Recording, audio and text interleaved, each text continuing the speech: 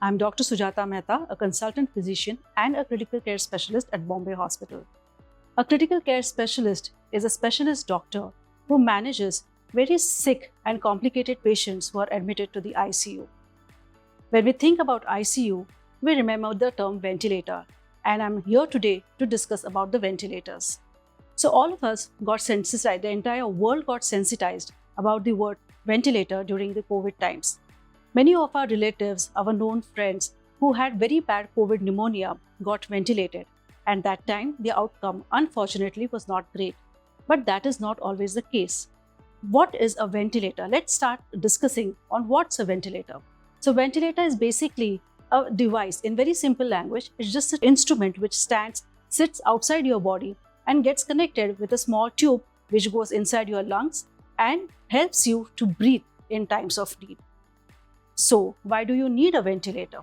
So many times a patient who comes to the ICU gets a very bad lung disease. He gets something like a pneumonia or interstitial lung disease.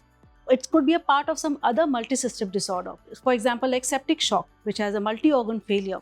That time, as a part of the entire disease spectrum, the lungs also fail. Here we need to support the lungs and buy some time till our medicines start working and the body starts healing on its own. So during this period, we need to rest the lung. We need to give complete support to the lung. And at the same time, we need to supply oxygen to all the cells and tissues. That's why we require a ventilator. And that's when we put the patient on the ventilator and the ventilator takes over the job of respiration. Also, many people feel that when a patient goes on ventilator, that's the end of life and that there's nothing beyond that. But that is not always the case. As I told you, we just need to buy some time till the lungs start healing and our medicines work.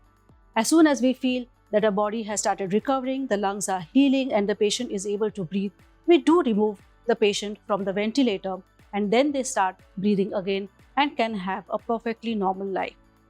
So, next time when a doctor discusses with you about a ventilator, do not take it as a taboo, but think of it as a boon to mankind and which is there to save your patient's life.